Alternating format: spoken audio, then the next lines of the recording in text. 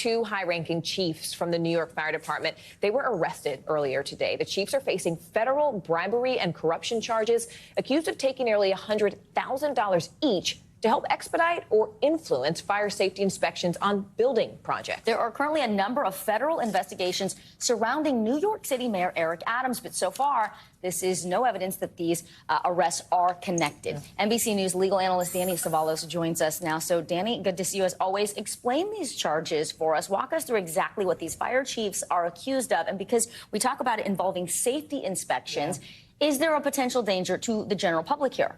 Yes and no. I mean, the primary concern is the corruption. And the allegations here are essentially that there's this bureau in New York, and it's responsible for conducting these investigations or inspections to make sure that a building is appropriately safe.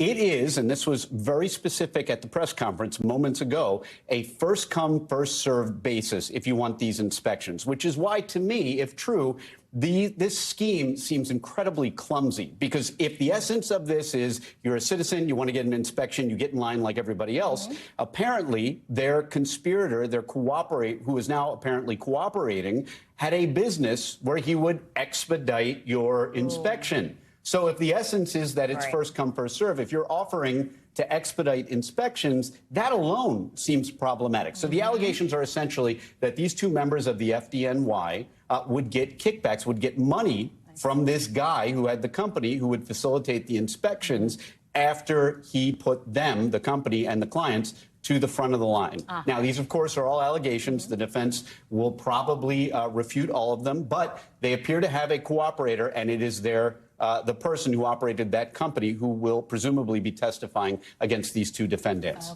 And Danny, as you mentioned, these are, of course, allegations. They are also unrelated, as we know at this point, between the mayor's office and the fire department. But come on, I mean, the timing is head-spinning, right? Like, there's so much attention right now on these New York officials who are now under a microscope. What does that tell us more broadly?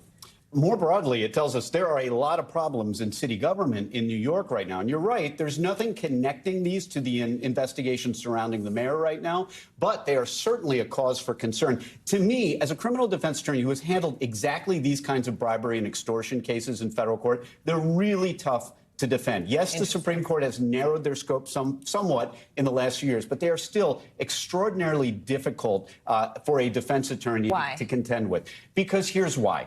The government will put up the evidence of the goodies that one side got, and then the other goodies that the other side received. And while there's never an explicit contract, hey, we agree to bribe each other and give money in exchange for these government benefits, the law doesn't require that. Juries can draw inferences. And when they see, for example, as alleged, nearly $200,000 that went allegedly into the pockets of the defendants and the scheme itself, especially how clumsy and obvious it seems, it is not hard for a jury to draw the inferences that they are allowed to draw and find these defendants guilty. These are really tough cases to beat from a defense perspective. All right, heard it here first. NBC News legal analyst Danny Savalos. Thank you so much, Danny. We appreciate it.